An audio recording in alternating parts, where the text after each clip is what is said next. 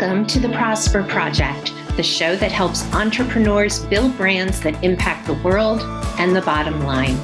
We know that success doesn't come in a one-size-fits-all package. That's why we're bringing you adaptable marketing strategies along with valuable insights from inspiring changemakers, firebrands, and visionaries. I'm Lorraine Sugart, founder of the disruptive brand agency Prosper for Purpose. Now for this week's episode. So welcome back to the Prosper Project. I'm so excited to talk with you today and have my very special guest, Mary Lou Andre, with me. Mary Lou is really an interesting individual. She is an executive coach, an entrepreneur, a mentor, and she is an expert at looking good. She actually started her first business 30 years ago by selling her wedding gown. So we are going to dive in right there because I, for one, have to hear that story. Welcome, Mary Lou. How are you? I'm great. Thank you so much, Lorraine. Everybody loves that story, and it is a true story. My goodness, I was not brought up in an entrepreneurial family. And when I started my business, my first business is wardrobe consulting. The word stylist wasn't even around back then. You were an image consultant, a wardrobe consultant. Yeah, but the stylist was someone that dressed the windows. So now that word, it took a while for us to even get our heads around that word, but now it is stylist. But I started back when it was really image consulting, fashion consulting. And my background is I have a degree in journalism and fashion marketing.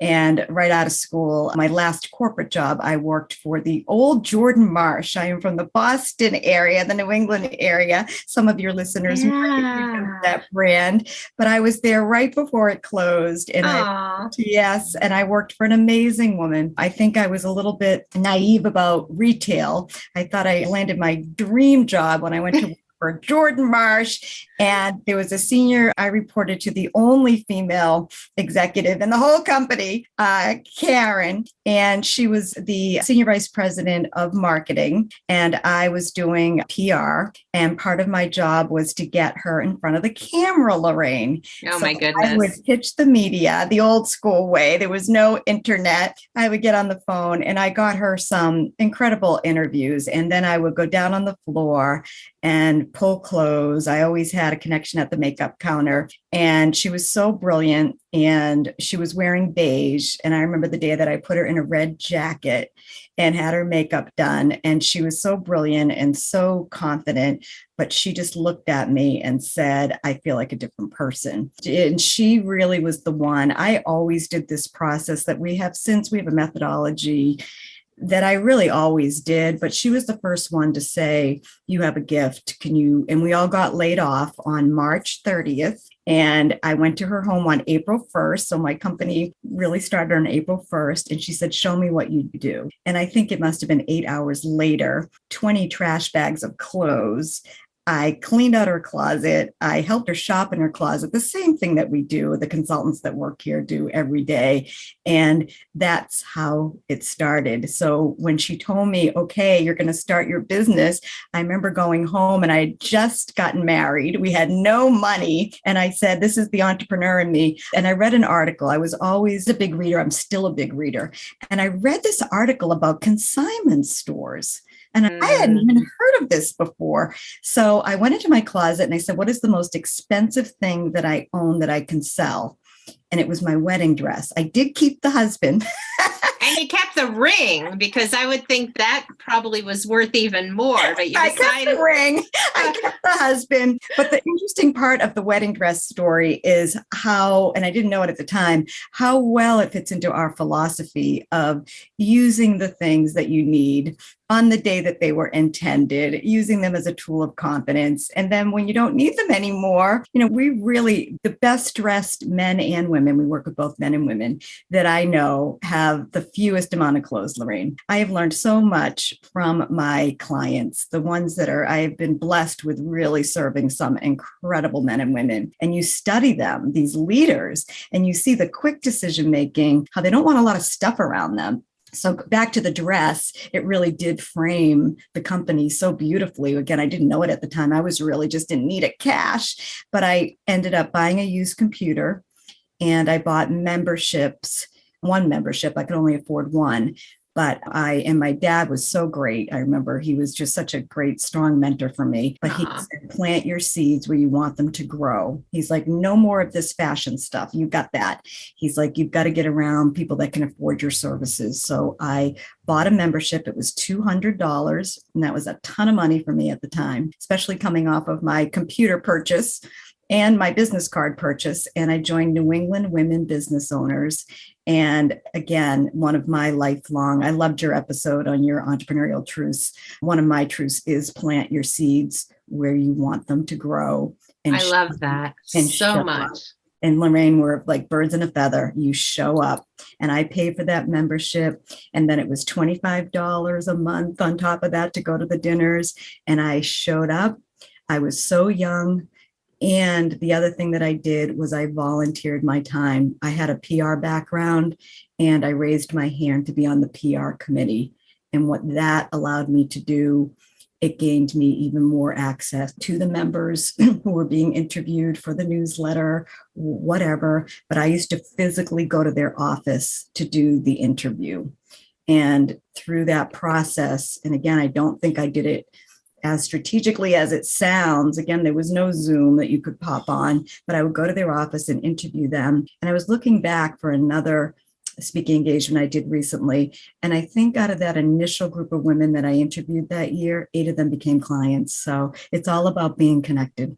I love that. And you and I discovered right before this podcast that we both have connectedness as our number one strength, our zone of genius in the Strengths Finder. And I didn't know you had a PR background, but of course, you know, that's my background, journalism, PR as well. But you didn't stay. Well, first of all, let's talk a little bit about the wardrobe consulting, because you're still doing that to some extent, but you're not as active in the business. You wrote a book. Tell us a little bit about the book. Yeah, the book also from a PR, and I know I'm preaching to the choir here, but the book was also just one of those magical moments, Lorraine. I have a degree in journalism, and it was my goal to write a book. And I did it in a very naive way. I pitched on my own, all these publishers. I got rejected. And then when the book came out in 2004, I had a speaking engagement in Connecticut. And this woman just approached me and she said, I love your approach and your methodology, and I really want to work with you. And at that time, I was doing a ton of corporate consulting and seminars. And I had somebody on my team doing a lot of the private. And it was one of those moments where I when you have to really put your stick in the sand and say, I'm not doing more private clients. And she just would not let up. And she said, how about if I come to your office? And at the time we had an office outside. I work from home now. And she said, so I did the process with her kind of in my office, which I had never really done. And then I took her shopping, just in Boston. And she said, my sister's an agent. You have something here. Oh my gosh. I introduced her to my sister, who became my agent, it was just, and I remember when she said, you have a book, I was so oh, not that. I had already gone through that. Awful. Yeah, you're like, not again. That was awful. No, yeah. And so I talked to Meredith, and Meredith was a New Yorker, tough as just tough. And of course, again, something else your listeners might find value in. I didn't just, go and pitch the publisher. I did everything that Meredith, we were talking before, coaching has always been something I've taken very seriously. She became my mentor and my coach. I love it. I had so much media at that point, and I was super organized. I had saved all of the clippings, and I had already had New York Times at that point, Wall Street Journal. I just had a knack for PR early on, and we did a newsletter that we mailed out seasonally. And one of the investments I made in my company really early on, and it wasn't even a lot of money, but again, back then it was $500. I bought a media list and I sent the newsletter to the media list. I remember $500 media lists. Yeah. But I knew the power of the soundbite, and I knew the power of because I pitched, I did media before I started my business, and my strength was pitching. And I came up with a top 10 list for spring. We had client profiles. We had do's and don'ts. One of my do's and don'ts made it into Real Simple, which was so exciting. That is so cool. So she knew that I knew media. Yeah. She said, hire my niece, Lindsay, who's amazing, one of my great friends. I do collect friends, Lorraine. I have a feeling we're going to be good friends. I do too. So I hired her niece, Lindsay, who is an amazing writer. And again, another investment, another big takeaway for your viewers too. I mean, I loved your episode on your entrepreneurial truths. Another one of mine is invest in yourself. And when you Yes. invest in yourself, other people invest back in you. So I Mhm. gave Lindsay to do the book proposal, and I already had the framework of the book because remember, I've been writing the newsletter for so long, Oh, yeah. all the media clippings. So Meredith came back and said, my birthday's July 4th. And I remember her saying, I will have a book deal for you on June 30th, or I cannot help you. And we sent it out to 20. I got 3 bites. We went with Penguin, which was so exciting for me. It was a, huge birthday celebration because it was a big, I think I was turning 40. And I remember, but then what they don't tell you, Lorraine, you probably know because you're in the business, then you have to write the book. Oh, damn. You're like, and I had little kids. My kids were 2 years old. I Oh, have twins. gosh. And Yeah. that became another epic journey in the entrepreneurial story. But once the book was birthed, and I always say it was harder than birthing twin boys, the magic started because all of a sudden I had also, again, going back to plant your seeds where you want them to grow, I had already had my foot pretty deep in the corporate world.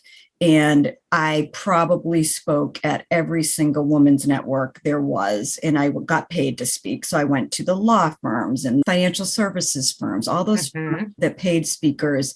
And then again, I was incredibly strategic. The book was included. So the publisher loved me. I did go on a book tour, and that's another myth that I will break for your viewers. They do not pay. I didn't get a dime from the publisher. I had to do it on my own. They pay for Oprah. They pay for Bill Clinton. They pay for everybody. That's a big name to go on a book tour, but they don't pay for us, as you know. But I went into 3 markets, Chicago, Dallas, and I was already in Boston. And I said, I did a trade with a PR person in Dallas and in Chicago. Oh, cool. Yeah, that's so smart. Yeah. So I did the trade with them. So I did their closet, shopped with them. And the gal in Chicago got it done big for us. We spoke. I had a sold out crowd at Barnes and Noble, and I got on every morning show. She did a phenomenal job for us. And so that was a lot of hard work. And that was back to investing in yourself. But when I came back, I ended up landing because of the PR. I got 3 significant clients, which started to take me away from just being a stylist into growing my business.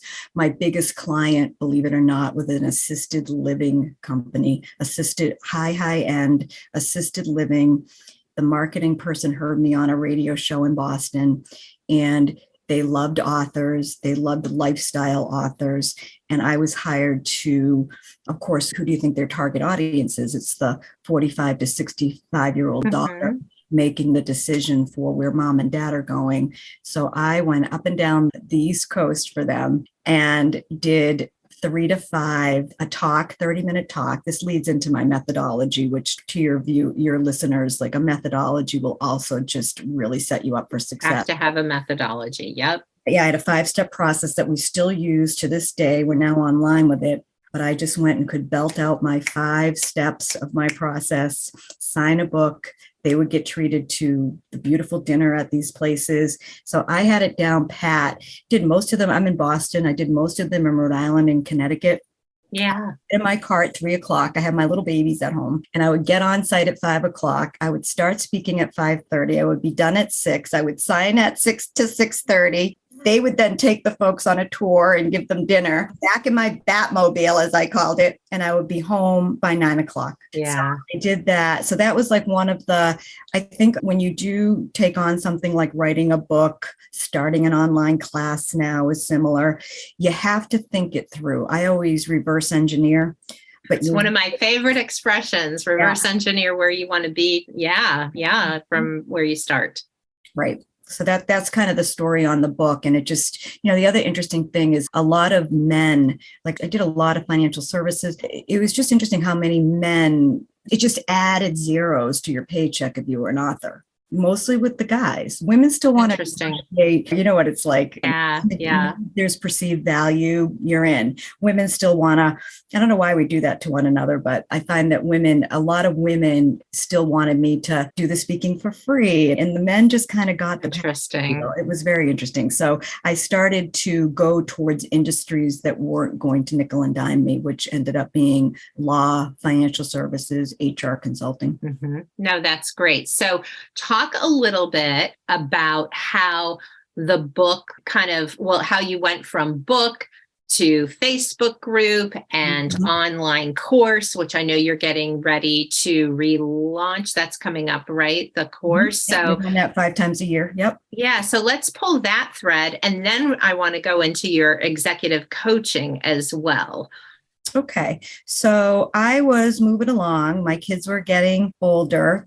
I joined an executive coaching firm that had been referring a lot of business to us. We developed a strategic partnership, all legal, all buttoned up, legalized everything. It took several months to put the deal together, but that was phenomenal.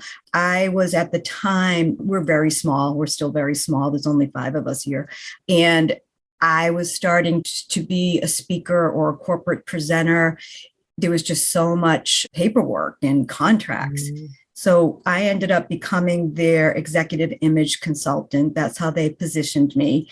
And I went all over the country with them. It was so awesome, Lorraine. So I referred to myself as plug and play. They oftentimes would. So how it worked was if they had a private client, they oftentimes would give them a day with me or 2 days with me. I'm just smiling because I was in that partnership for 7 years and there was never one icky moment. And I think part of it was because it was so buttoned up from the beginning. I stayed in my lane. I delivered what I said, and I was not a pain in the butt. Yeah. They pretty much deploy me. I had really good boundaries. I think boundaries is something that most women entrepreneurs, and I've had to work on that over the years. But we struggle with it, right? Because we're people pleasers a lot of times. And I remember at the time was working with a coach myself, and she was like, "You've got to get good with boundaries. You've got to get better with boundaries." And I remember using that job or that partnership to really take those new skills for a test drive. And it worked. So I would not get involved with any of the scuttlebutt. I would go in, do my job. I was always independent. I loved to travel. But the beauty was that with Image, most of their coaching agreements were 1 year, 2 year. And these were very seasoned executives. And it's not people who embraced professional image or even thought they had an issue with it. But they would bring me in and they would package me in a very eloquent way. And I would go in, and what was so cool was once people started feeling better, I would just give them back to their coach. And they would show up differently because of the work I did. So it was very gratifying. And then part of that contract, I would do seminars with them. And then baked into the contract, they did, as part of their marketing, they did 8 or 9 a year. A couple of them were Florida, but mostly were Boston. And they would give me a half a day to do my thing. Wow, that's so great. Oh, it was so great. So part of it was I was selling for them. So I was part of the sales team.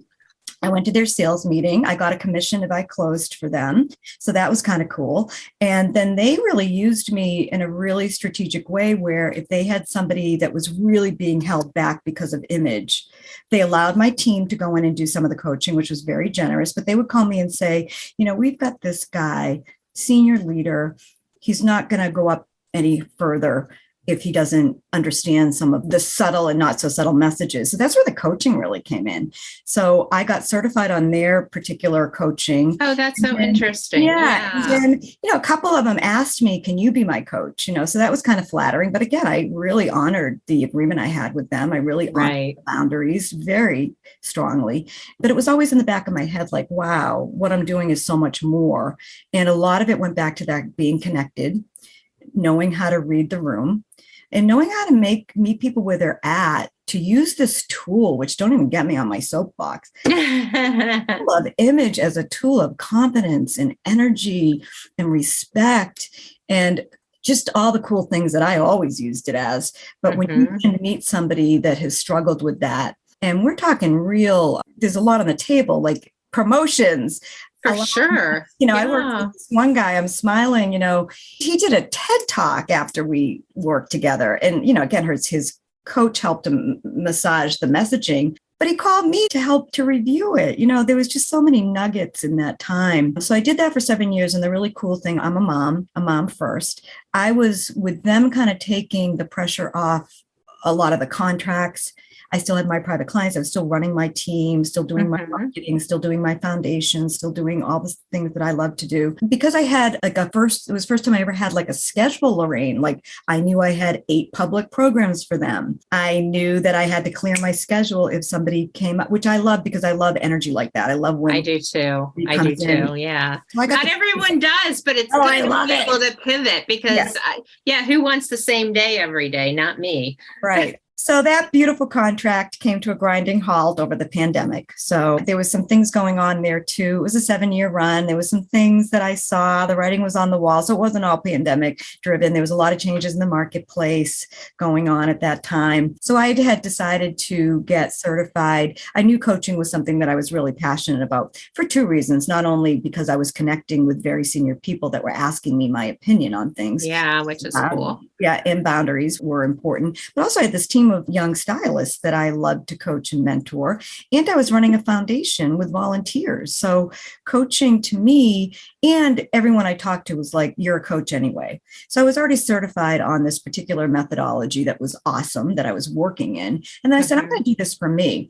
So as I shared with you before we jumped on the call, I took the profit out of the company for 2019 and paid in full because there was a nice discount for this coaching program that started in June. And then the pandemic hit. And I don't know if I would have, to be quite honest, I would have gone, but I had already committed and I got certified as a coach. And I think I explained to you that I took on my own, not through the coaching program. My husband had said, have you ever done that Clifton Strengths? And I was like, no, tell me about that. So I went online and took it. And I came up, Lorraine and I are the same. Number one strength is connectedness. And I never owned it before. And what a gift that was in the middle of the pandemic where we were 80% in person. And all of a sudden I had to look at my infrastructure differently. I had to look at we're running. But I had these amazing people that I had spent years and years and years, whether I was getting paid or not, to be quite honest. I shouldn't say this as an entrepreneur, but I don't always lead with the money. I just don't. Well, none of us go into business for the money. I mean, we want to get paid. We're in a business. However, that's not what drives us. It's usually passion or wanting to serve. So go ahead. Sorry. Yeah. So that was the pivot. I went through this executive coaching program, which was very scary for me. It was the first cohort that this particular program, there's 40 of us, did on Zoom. So that was cool being part of the first Zoom class. But it was probably, I was sharing with Lorraine, out of the 40, there was 30 men, 10 women. It was intimidating. You had to get in breakout rooms. I had never used Zoom that way before. It was very intimidating. You had to, do a lot of mock coaching sessions live with a group. It was way out of my comfort zone. But I ended up meeting 5 women in that group. We just started a mastermind. The coaching was, you got your certification after a week. It was much easier than I was supposed to go to Florida, pack a suitcase. Yeah. Like I went on camera at 9. I was done at 5:00. I had lunch. I'm a dog lover. I walked my dog every day at lunchtime. It was like this whole new way of being. And I was like, oh my goodness, I've always wanted to start a group, something with my amazing clients. Yeah. So the takeaway was how to start a group coaching. And I just did it, Lorraine. I got on the phone like the old fashioned way. And I said, I made a list of 12 of our clients that I thought would all get along with one another and would value one another. Mm-hmm. And I said, if I get 8 to say yes, then I'm going to do it. And I ended up getting 11 out of the 12. I think I did get 8 out of the 12. And then a couple different, people were introducing me to people. So I launched, everything was all about 2021. Like we were running out of money. So I launched that. I got the money. I gave them a huge discount to join Pay in Full. I launched it as a pilot. So I did all the marketing, all the smart. I learned a lot of that in a group coaching thing that I was in. And then I said, oh my goodness, now I have to get to work. I just saved our cash flow. But now I have to look at this beautiful methodology that we have, and I need to pivot online for 2 reasons. First of all, I didn't know how long the pandemic was going to last. Second of all, I had a team of consultants that needed to work. And third, I needed to bulletproof my company. I got caught with my pants down, Lorraine. Well, I think so many people did. I mean, it's really hard to have a business that relies on in person and think that there would ever be a time where that wouldn't be possible. So kudos to you for recognizing it and being able to make the pivot. But I think that was true for, especially as we've seen, bricks and mortar clothing places and restaurants, especially, right. some were able to pivot to delivery. But yeah, being able, we never know what is going to be thrown our way, but it's how we react to it that really shows our mettle, right? Who we are. Yep. It was resiliency at its best. It was like, you are not taking this from me. You are not. This is my life. I was doing this business 10 years before I was even a mom. And I did have a male accountant at the time, who's no longer my accountant, tell me to just take a break. I've got 2 children in college. This is not a hobby. I've made, we are a 2-income family. This was never a hobby ever. And I was like, wow, I have people relying on me to figure this out for them. And that was it for me. The light just went on, and we did a couple of really smart things early on, which it's that connectedness. I didn't even know it. I was doing it, but I just got on the phone. I reached out to every client, and I didn't talk about me. I talked about them. I said, how are you doing? Like, I knew there was some people that were in really, really dicey situations. And then I found out that some people weren't. Some people were so stressed out about what they were going to wear on Zoom that they would just give really good information. And then we went out. So now it's March. Our busiest months are March, April, May. And we have the whole calendar booked. Everyone did exactly what they were supposed to do in a pre-pandemic world. And we were pay on service, Lorraine. We, at that time, which has also changed, so we got paid after we delivered the service. So we were running the executive coaching, and that was contracted. So that was one piece of revenue. But the other piece of revenue, which was huge, was I had a team of consultants their clients were being invoiced once a month after the service was completed.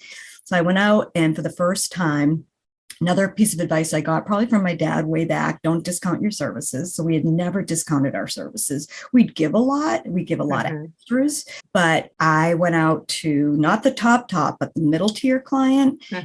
We sold spring with a discount. And if I had waited one more week to do that, because it was right at the time when people thought the pandemic was a couple weeks. Yeah. So I had a really I've always had a bookkeeper in my arsenal of support. And my bookkeeper was like, let's sell them as gift certificates. She was brilliant. So we sold them as gift certificates. We had thousands of dollars coming in for that one, because I think I had all the stylists tee them up, and I personally sent them. They came from my email, and we had an outstanding response to that email. So I just want to comment on that, because for our listeners who are, I think it's 90% women, business owners, this is really important. So, we may not see another 2020. Let's hope to God we don't. However, there are always things that rock the boat. So there was the big recession, 2007, 2008. There's things that change, like we saw the online education. Like you said, in 2020, I was in the same group as you. Everybody was like, okay, I'm stuck at home. I need to make sure that I'm really doing well marketing online.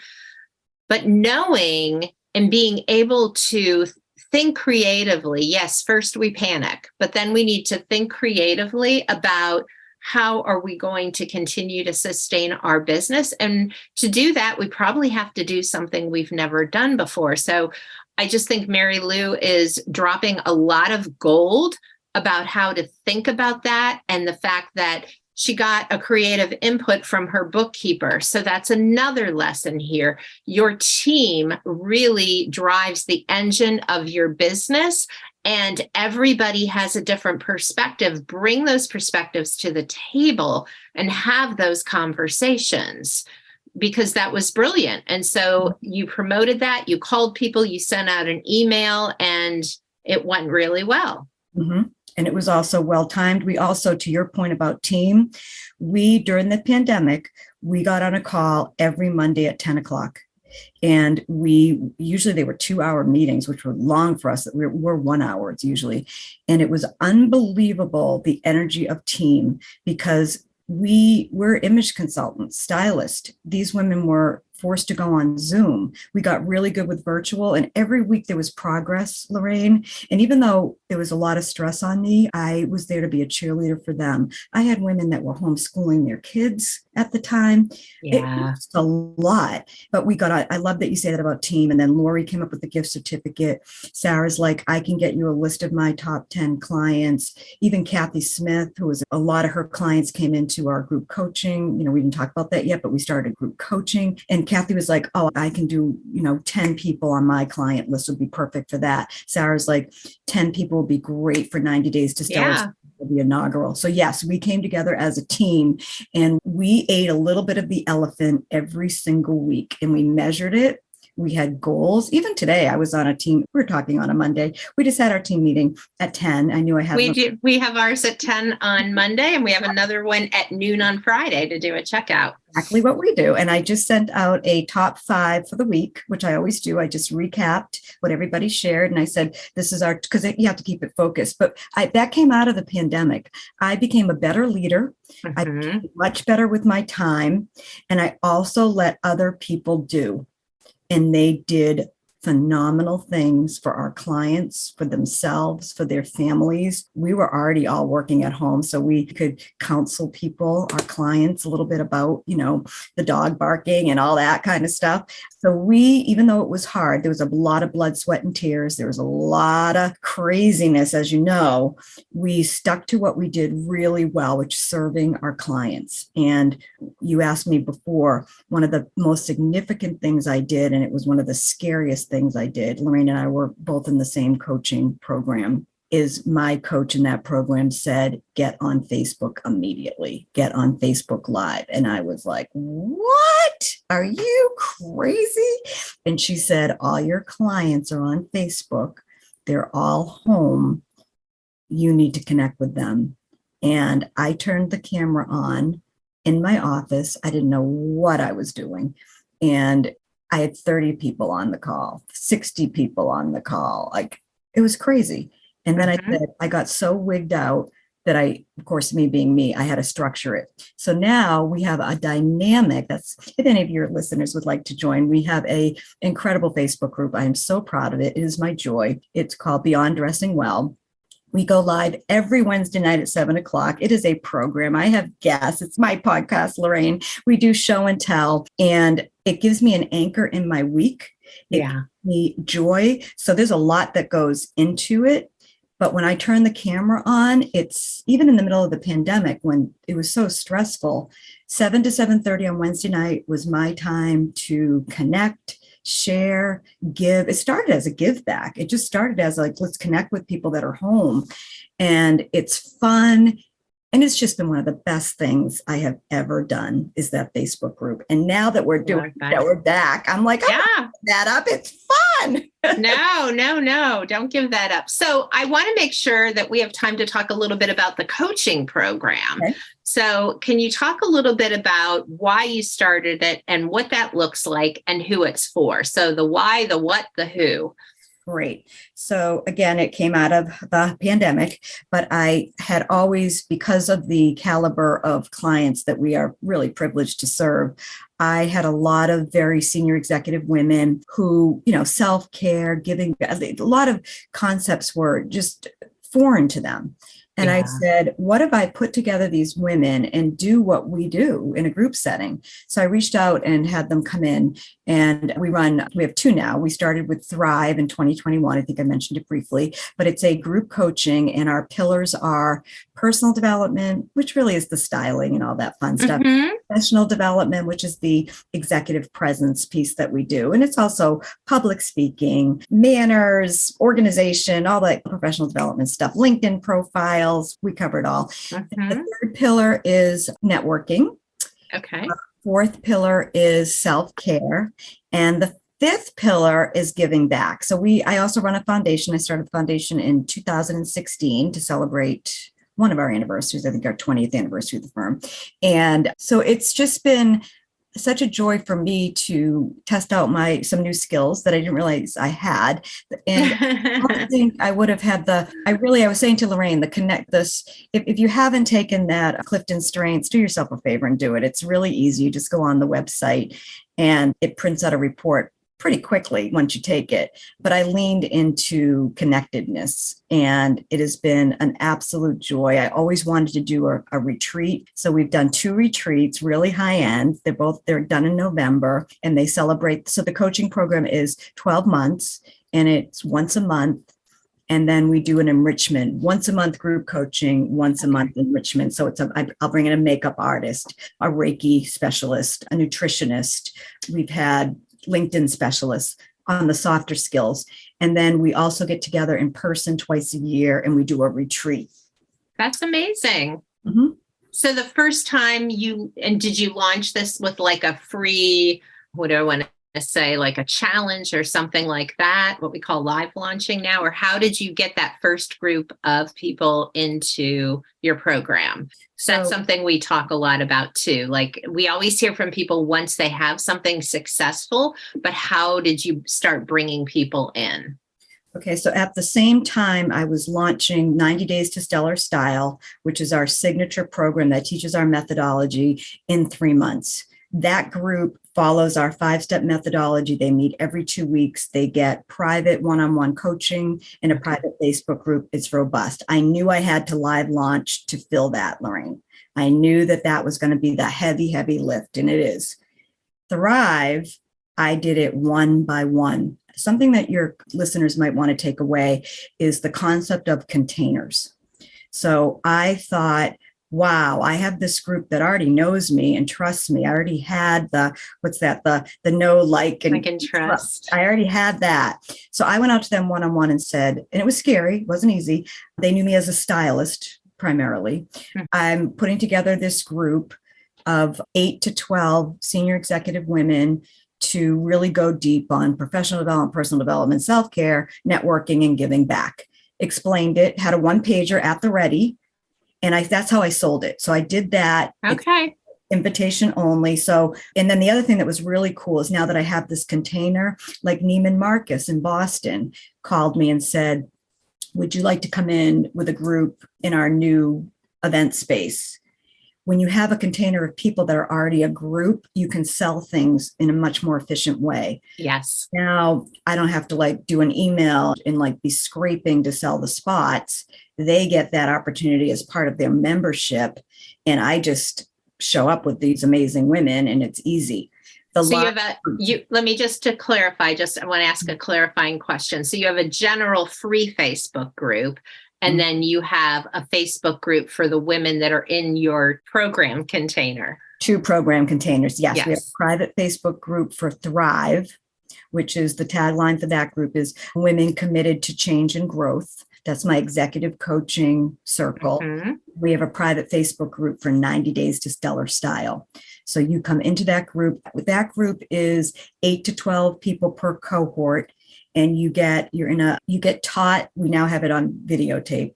You get, each module is dripped to you. Then you go into a group coaching, which they love, with Sarah Zengo, one of my stylists, runs that entire program, which was another leap of faith. I don't do anything other than sell that program. Sarah runs the program. And then I have 2 other stylists that support it. So if you're in that program, Lorraine, you get the 5 modules dripped to you. You get support in a private Facebook group, which people love. You get every 2 weeks, so 6 total group coaching. And then the coolest part of that program and the game changer is you get 3 private one-on-one virtual styling sessions. So I love that. And it's a small group. I was thinking you maybe had a couple hundred people, but you're really working intimately. And I love that. Here's another takeaway for listeners. When everybody is doing something the same way, and we see so many programs where people are just trying to bring in, 100, 200, 300 people, a great way to differentiate is to go the other direction and say our group is capped at 12 people or whatever your number is. It could be 20, it could be 50.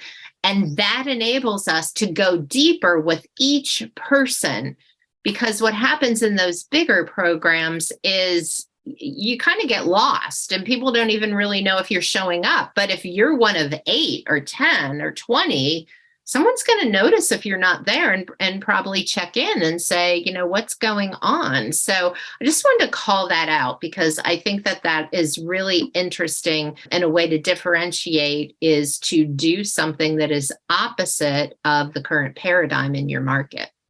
Yeah, thank you. And the other really cool part of that program is not only do they get the one-on-one time with a stylist, they then get 7 to 10 curated shopping links every month.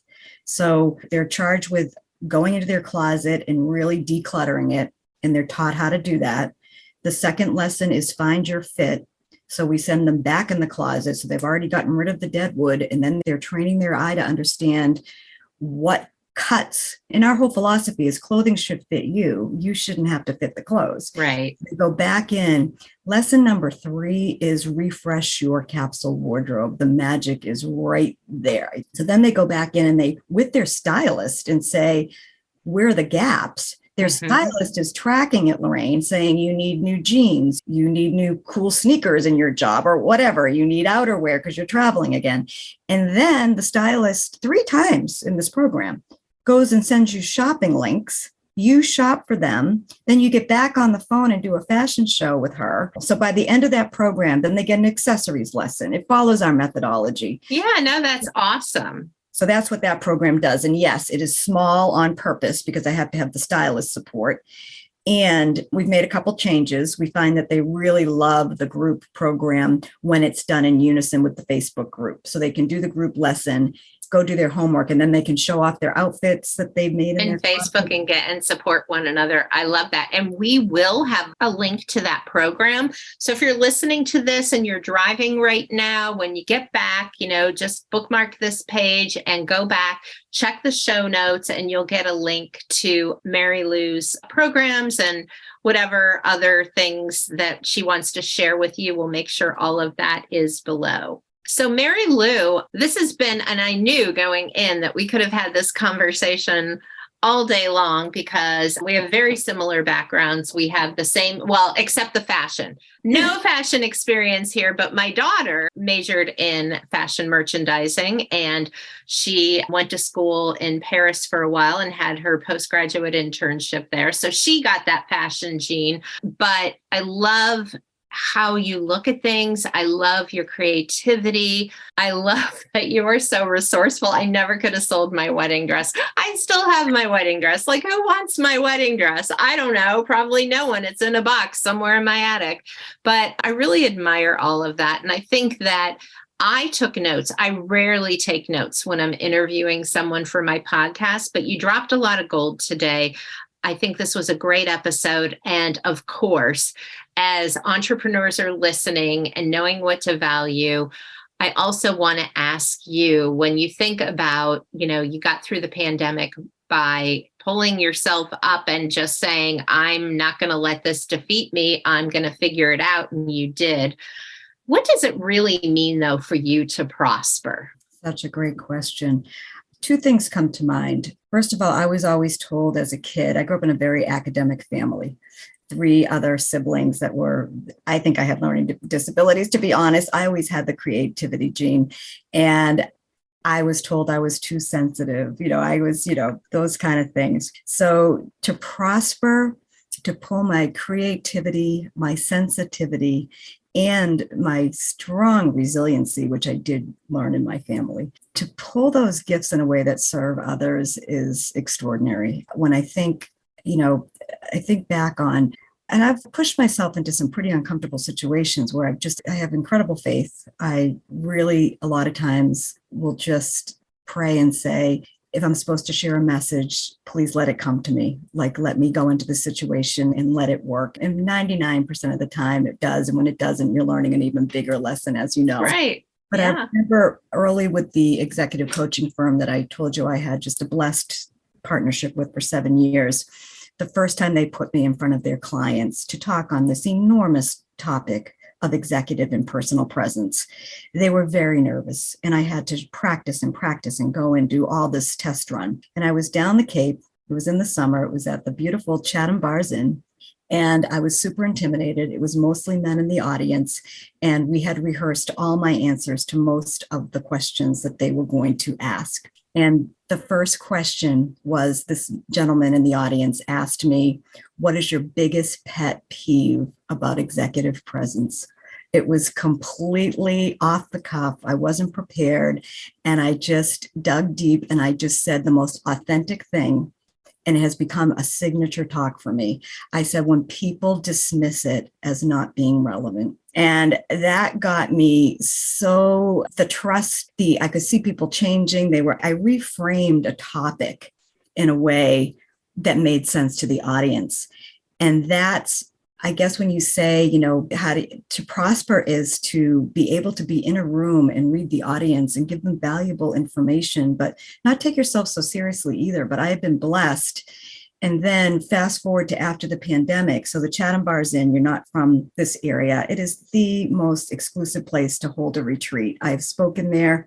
I held my first retreat with my Thrive Women's Leadership at the Chatham Bars Inn because I said, I'm either going to go big or go home. And that was the reverse engineering. When I invited those women to go on this journey, it was untested. I had confidence in myself that I was going to be able to give them a really what they needed. Yeah. I anchored it with, I didn't even tell them, but in my head, that was the reverse engineer. I said, this will be successful if we all end up at the Chatham Bars Inn at the spa, doing our professional and personal development in the beautiful rooms there, walking. And I had it all in my head. And I think that's what it is to be a visionary. And entrepreneurship to me, when you say, how do you prosper? It's putting all the true pieces of yourself, my sensitivity that was frankly mocked, my creativity that I never had that much confidence in. And then to find out at the beginning of the pandemic that connectivity is your superpower, and you never realize that. And then you go into this dark moment and you say, I know how to connect with people. I have a message. I'm just going to shift. I'm going to reach out to people and put them in containers in this moment of time that serve them in this moment in time. And I'm going to work really hard, but I'm going to sit back and not rest on my laurels because I've never done that, but I'm going to try to watch the magic and give myself permission to say, I did that. Even a pandemic can't take that from me. Relationships are real. And if you show up and you serve people over and over and you give more than you get, that's to me what it means to prosper. Thank you so much, Mary Lou. Mary Lou Andre, everyone check the show notes below for more information on how you can participate in her programs and learn more about her. Thank you so much for being with us today, Mary Lou. Thank you, Lorraine. Thank you.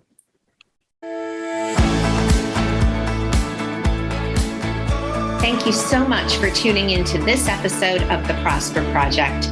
If you want to grow a peerless, profitable brand, please hit the subscribe button so you never miss an episode. And if you find value in our show, please help us reach others by sharing an episode and leaving a review. In appreciation, please visit prosperforpurpose.com for more free resources to help you grow your business.